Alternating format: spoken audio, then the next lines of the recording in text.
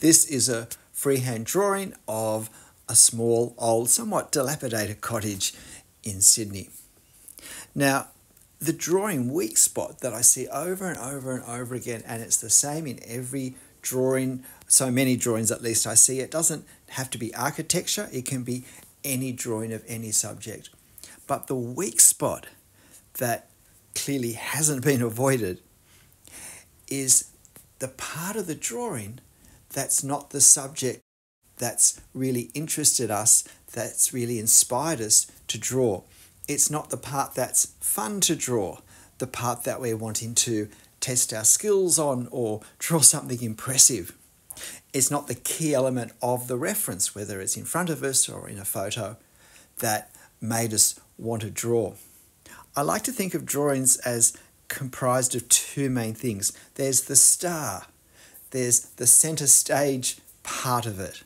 In this case, it's the house.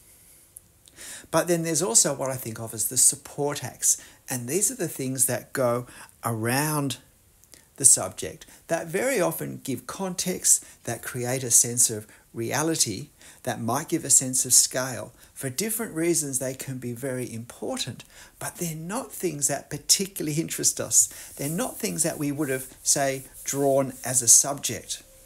And so we're often not so familiar with how to draw them. And we also, well, we don't have that much motivation to spend too much time on them. We're not going to naturally want to apply ourselves as hard to these areas, for all these reasons, as we do with the main event. Now, you can see me with this architecture. I'm being careful with the angles. This is a freehand in ink drawing. There are no pencil lines. So I have to get things correct. What struck me when I looked at this and was starting to plan how I thought my drawing might turn out, which is a really important part of any drawing, is to try and visualize the end result. How do I want the marks on the paper to combine and present? What do I want to be the focus of how I perceive my drawing? And for me, with this old house, it was to get the sense of ramshackle. It was to get the sense of almost derelict in some ways.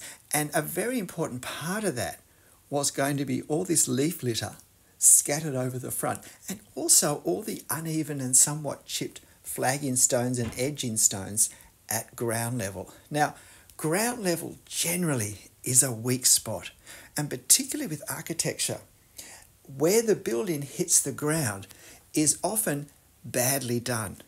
If you look at this drawing, this subject, the photo, that cream wall, the line at the bottom where it meets the ground, it would have been so easy to have drawn just a straight line there at the correct angle. And yet, that would have then not let me draw all the leaf litter that's been blown up against the edge, against the join, which stops it being a hard, sharp visual effect, which is what we'd create though if we just drew the line there. So if you might have noticed, or if you go back and have a look again, you can see that I've done a series of dots to indicate where that line is, where that line will be, or at least part of that line will be, because now I can draw the leaf litter coming up against it in irregular bundles. And then I can, if I want to, draw fragments of straight line linking them, and so create the irregular effect of the leaf litter. Now with the leaf litter again, I want to create a sense of scale or foreshortening. I need to make sure that I draw some leaves that are really close in the foreground with a little more detail so that it's very clear that they're leaves. But as I move further back, my marks will become smaller and smaller, and I will have to more draw the effect than individual leaves, which will be a challenge, but that's what I need to do to replicate what happens in life. And I also need to get all these little uneven edges of the flagging and the bricks in the driveway and the edging. I need to create the effect of all of these irregularities and evidences of wear, because that's important to give the sense of an old, somewhat run-down house. Hasn't perhaps been looked after as much as some of the houses in the street. And because it's old, it's it's somewhat run down and things are starting to show the age. So I want to capture all of that. Now, the buildings on each side are often things that don't excite us as much, and yet it's just as important that we get the architectural details correct, that we get the perspective angles correct, but also we have a sense of where they are in the scene as well. Because with the support acts, just as important as not neglecting them too much is not drawing them in a way that they're going to grab our attention. It's always off-putting in a play if a character who's really just a minor character tries to upstage the main character, the star. That doesn't usually introduce a very harmonious dynamic into our understanding and enjoyment of the play. And it's the same in drawings. If something such as the tree on the left and the house on the left, if these sorts of things are sitting well back, they're important in lots of ways visually for a sense of the street and of scale and a variation and interest as a contrast to the architecture, to the straight lines of the architecture and the right angles. But I still want them to feel like they're sitting right back. I don't want them to compete visually with the attention that the house needs to have. And so I need to control my marks very carefully. I deliberately don't draw the tree in the upper left at this stage, not until the end, because I want it to sit back from a stylistic point of view from the house. I really can't decide on what marks will let me do that without having drawn the house first.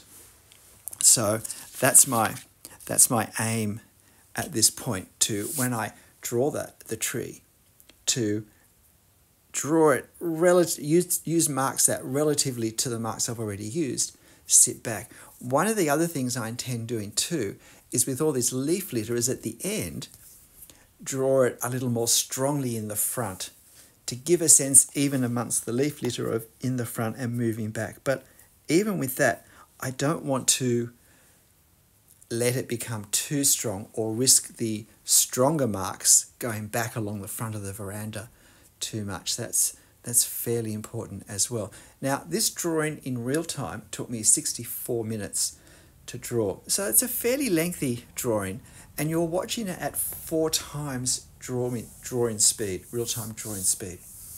So if you want to use that cog icon, that will slow down the drawing to double time. But a lot of that is spent doing this leaf litter and just taking more care with the edges of these flagging stones and trying to create a sense of some of them are angled up out of the horizontal, that the dirt underneath them is shifted or whatever. And so there's quite a lot of time spent doing that in lots of ways for what you might think is the relative importance of this ground level. And yet it's so important in conveying this sense of, slightly or possibly derelict feel to the house. And so I need to put the time in, lots of little marks, not just scattered everywhere, because I still have to get the relative size correct and the angle that we view them from. The ones that are further back, we look at that leaf litter more side on. The ones that are closer to the front, we're looking more down on top of that leaf litter, and that means we'll require different marks. Now, you might have noticed with this wall, I worked out where eye level was for the bricks, and I drew a straight line across. The thing with eye level is it's a straight line across the whole scene. So the lines of bricks on every wall should be straight at eye level, or at least would be straight across the whole page if there happened to be a line of where the brickwork joined courses right on that point. The line may be slightly up or down if it's only close to eye level. So I'm trying to suggest the brickwork. I probably get the scale, not probably, but I get the scale a little out. My bricks are slightly too large for what we're looking at, but there's not much I can do about that once I've started. So I'm better off keeping them all consistent. And now I start doing this hatching for the shadow. I always find this a bit challenging, a bit confronting to do, because the marks always seem so overwhelmingly dark and messy on the outline part of the house. And I just have to trust that it will come good in the end. Again, values are one of those things, and by values I mean lights and darks, or particularly, this is a good trick, though particularly darks. It's important that we don't necessarily rush to go too dark too quickly at the start of the hatching process, because in the end, whether a value looks strong or weak, whether it's dark or light, really depends on the values around it. And so how dark is needed for a certain part can't really be worked out until we get a sense of the darknesses around it, the values around it. And so at the end, you'll see me come over and do a whole lot more value over the top of this. And I'm quite happy to go further than the value that's in the reference to add a stronger visual effect with the front of the house. So because the ground level part is, from a value point of view, fairly light. So more work, more bricks. Now starting to go a bit heavier in parts. I'm wanting to start to pull out some of the things that I want to be more visually prominent in the final drawing. So while I, as I said earlier, want the support acts to be very appropriate and of high quality for their role, I still do want to emphasize the star. I want to make sure that the main event is the main event, and so I want to visually bring out the architectural details, the angles, the textures, just trying to find some marks to create the sense of tiled roof at this angle. And now I get to have the fun of doing this foliage. I absolutely love it when foliage comes up behind and around a building, because it gives such an opportunity for a lovely contrasting dark value which really pops the architecture forward. Can really make it look very real.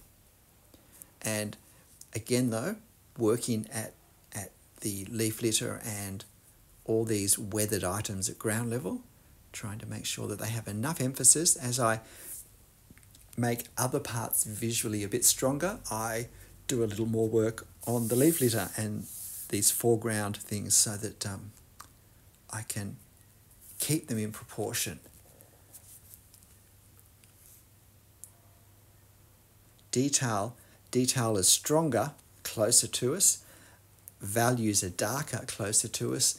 If we're using colour, colour is deeper and brighter, closer to us than further away. So I want to try and take advantage of this to try and replicate this effect in the mark making I do to create these subjects, because that will inject a sense of reality. So here I am now, I'm getting fairly close to the end, and I'm just working on this tree. You'll see I've drawn it in very lightly. I'm still using a 0.3mm pen. Oh, I will say, when I did all the leaf litter originally and the original ground level marks, I actually used a 0.3 pen that I had thrown in the bin because I thought it was just too dried out. But I thought, well, I want my initial marks to be really light, because I'm not got a strong sense of how dark I want them to be or how strongly visible I want them to be. And so if I use this almost dried out pen, I can put some marks that are clearly visible that may be appropriate at the end, or I can always go over with my newer 0.3 that still has the ink flowing strongly through it. So that's what I did. So now I'm doing some of this extra hatching. So can you see how with that tree, I've drawn it in a fairly light way compared to the lines I've done much closer, the lines I've put on these veranda poles close up, and the values that I've used. What do you think? So while the house is still the main subject, I've had to put as much effort into the ground, into the houses on each side, into the tree behind, if I don't want them to attract attention for all the wrong reasons, but they give a much stronger sense of reality to my house, and particularly all this ground level. So now I'm doing my final ground level marks, my final hatching. This is really the fine tuning where it's good to stop and to have a look for a bit and to see, have I captured what I wanted? Has it got the balance, the effect I wanted? And pull back the reference. You'll find the reference on my channel community page if you'd like to have a go drawing this, and it's just a lovely subject, so why not? There's always a few adjustments. Just make the door a bit darker. Do you think that was worth the effort? And that's it. G'day, I'm Stephen Travers. Look, I hope you found this drawing, this demo interesting, but I hope you found this thought helpful of working hard not to let down the support acts, that to not make them too strong, but certainly not to make them too weak, not to neglect them. We need to have as much intention with how we do those for the overall effect of the drawing we want to create as we do for the star, for the main event, for the subject that's really interested us, that has made us want to draw this. In the end, every mark on the page, on the paper, works together. So we need to take care of them all. But look, in the end, whatever you draw, however you draw it, make sure you have fun. I'll see you next video. Bye.